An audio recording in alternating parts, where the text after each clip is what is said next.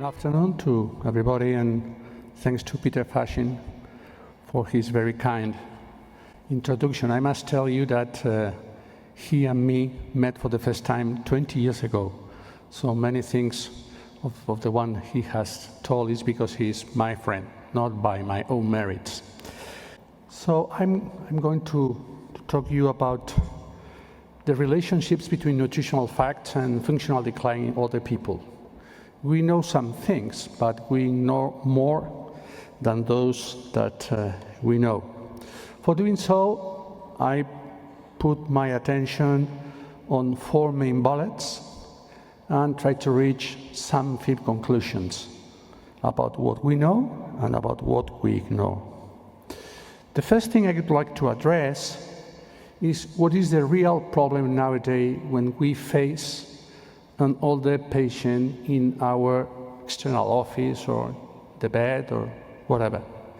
Because as Professor Fasching has shown to you, we have still increasing our life expectancy, but with the minimum probabilities of increasing it significantly.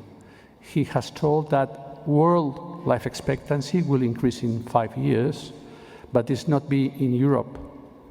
In Europe, probably it will increase in no more than 3 years.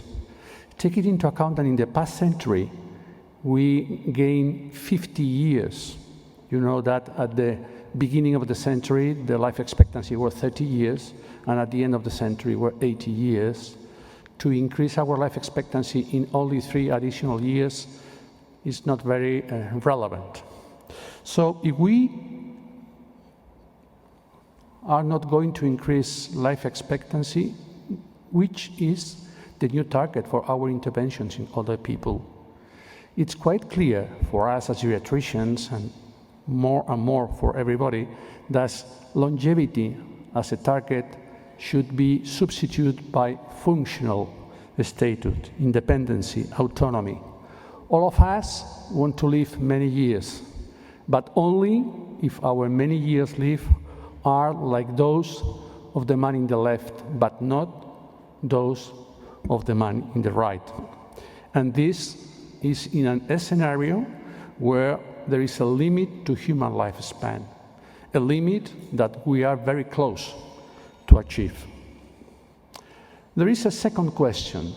Take it into account that function is more relevant than increased life expectancy. What is the role of disease when you are old?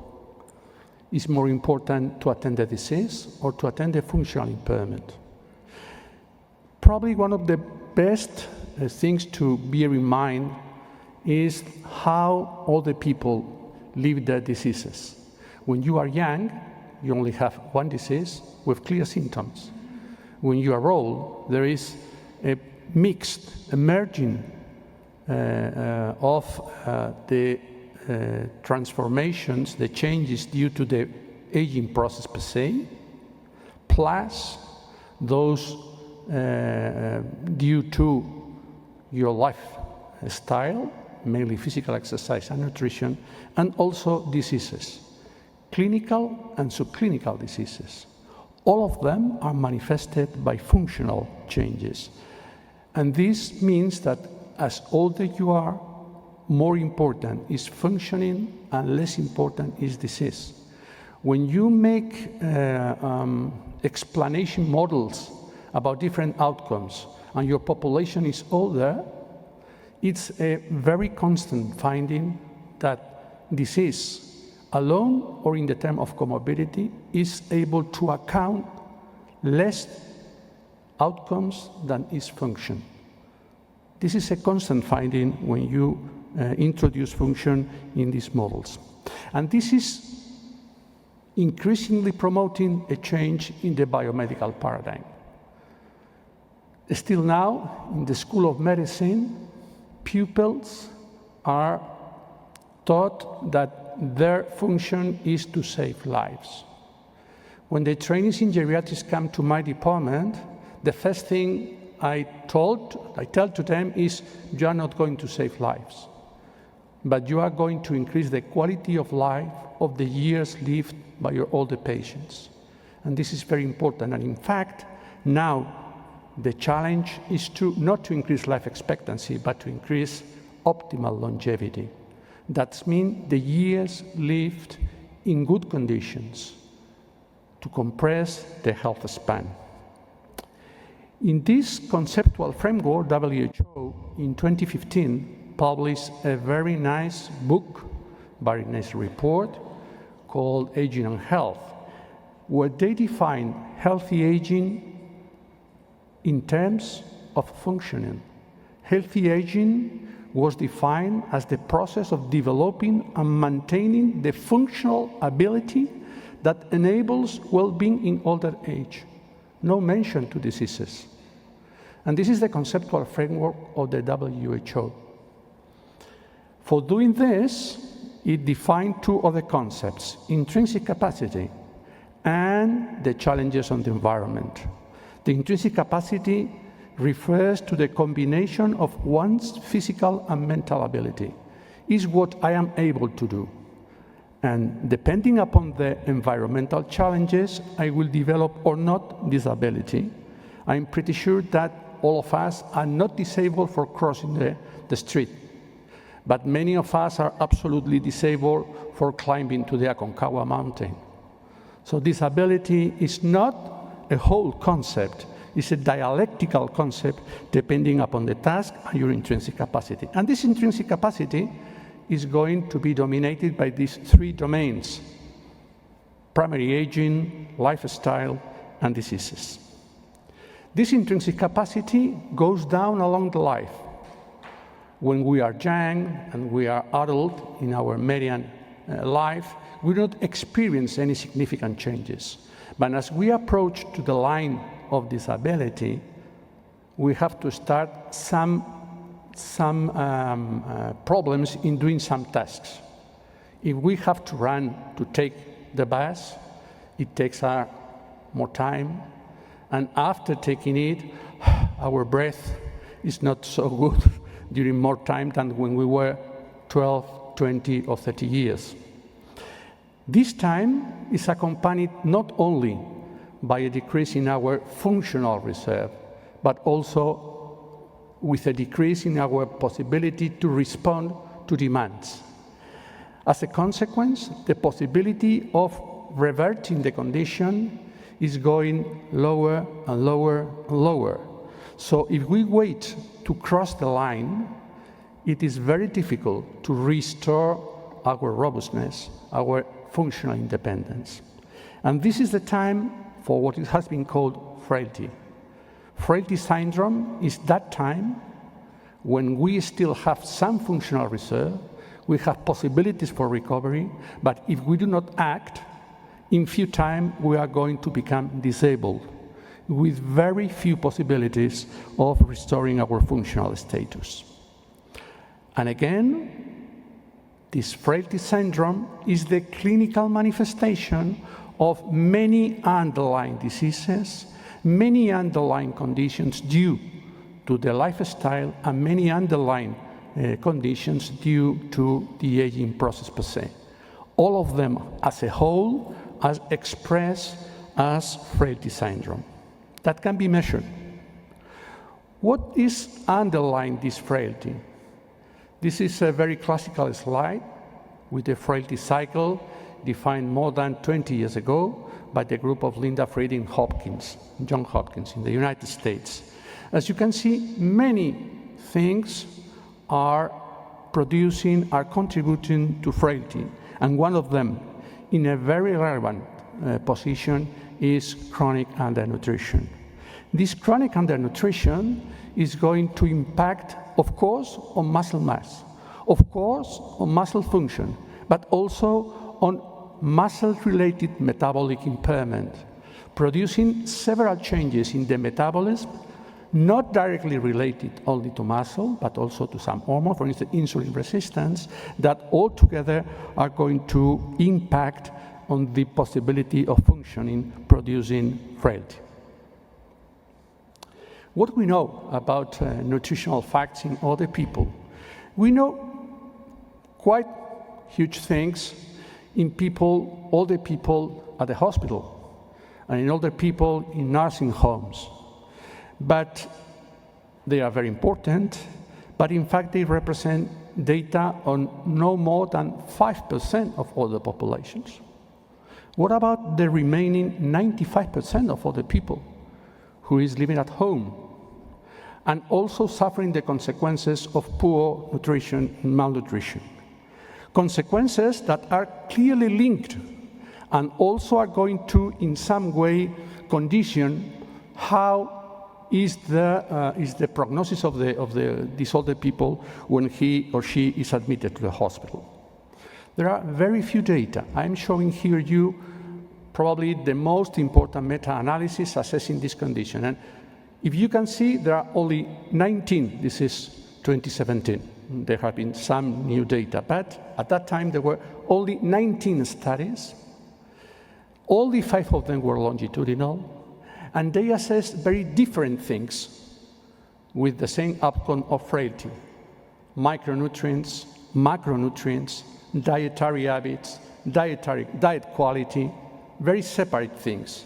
And when you go to the 5 longitudinal studies, each of them is approaching several risk factors, all of them related to nutrition, but absolutely different outcomes. So we faced this challenge 3 years ago, and these are our results on the Toledo study of healthy aging. That it's a cohort around 1,600 older adults followed during a mean of 6.5 years, and we clearly find that malnutrition, not only malnutrition, but risk of malnutrition, adding malnutrition at risk of malnutrition means 30% of the whole population living in the community, was significantly and positively associated with the probability of being frail 3.5 years later. When you go to the next step, remember you have robust frailty, disability, and then death. The results are not so clear. We have not convincing data in the community. I'm talking always in the community, because of 2 main reasons. First, the way of defining what malnutrition is, and second, how I can measure disability. Very recently, it has been published, this study showing that BMI is the 4th or 5th factor conditioning the disability-free survival in big populations. This means, or this suggests, that malnutrition is very important, but we have still to determine the importance of this fact. And more recently, in the Newcastle 85+ study, they have shown in this very old population that nutrition is a risk factor for developing earlier disability. And this has been shown assessing protein intake. And this is not dependent on the physical exercise group, because this role is observed no matter the physical exercise that these very old people is doing. And finally, what about death? As you can see in this slide, in this same study that I have shown you previously with the data of the Toledo study of healthy aging, it's quite clear that malnutrition, but not to be at risk of malnutrition, predict the risk of death. This is interesting because it looks that there is a dose-response relationship. When you are at risk of malnutrition, you have at high risk for developing frailty and disability, and when you are malnourished, you are at high risk for dying. So it looks that there is a clear dose-response relationship. But what about micronutrients? We have told about malnutrition, but all of us have the feeling that many people not meeting criteria for malnutrition are undernourished or poorly nourished, and they are deficient in some of the micronutrients. We now know quite clearly that we have some micronutrients protecting frailty. This is the case for vitamin D. This is the case of resveratrol. And what about proteins? The data about proteins are clearly controversial. We have data showing that they protect, But we also have data suggesting that they are a risk factor for developing frailty. But when we go an additional step, we are able to differentiate. It looks that the quality of the protein is very important in protecting or increasing the risk for frailty. And it looks that red meat, the proteins in the red meat, are the one that can explain, that can account the risk of increased frailty, while other proteins from other origins, both animal and vegetables, but not red meat, are protecting of them. In this study, published this year, in 85,000 women, the NARS health study, they have shown that when they replace one serving day of unprocessed red meat with any other protein sources, the benefits are quite clear, suggesting, this is an observational study, suggesting that the proteins not coming from red meat also are protective from frailty in this very, very big cohort. And I am finishing. What to do? Very recently, WHO has proposed the ICOP, Integrated Care for Older People program, who is focused in detecting the very early stages on the functional deterioration through the checking of 6 domains. One of these 6 domains is vitality, but it assesses really nutritional status. After screening and diagnosing, there is a proposal for intervention, doing a health plan, and an implementation of this health plan to recover, to act on this risk factor. This is the slide showing the domain of vitality, focused mainly on nutrition. I am not going to talk more about this because, fortunately, we have here to Dr. Mario Soto that is going to dedicate all his time to talk to you about the first data, the very first data that we have about ICOP in older people. So this is my last slide, simply to remember you that the impairment of intrinsic capacity leads to loss of autonomy, and it's a very relevant issue to be taken into account. There is a clear association, both cross-sectional and longitudinal, between functional status and nutritional status. Early identification of malnutrition is key to reduce the incidence of frailty. Nutritional status is core for preserving intrinsic capacity. The plan of care should include multiple interventions, not only focus on nutritional facts, but also in physical exercise in order to preserve autonomy in older people. And finally, ICOP strategy is a promising and comprehensive program promoted by WHO to cope with nutritional deficits in older people. Thank you for your attention.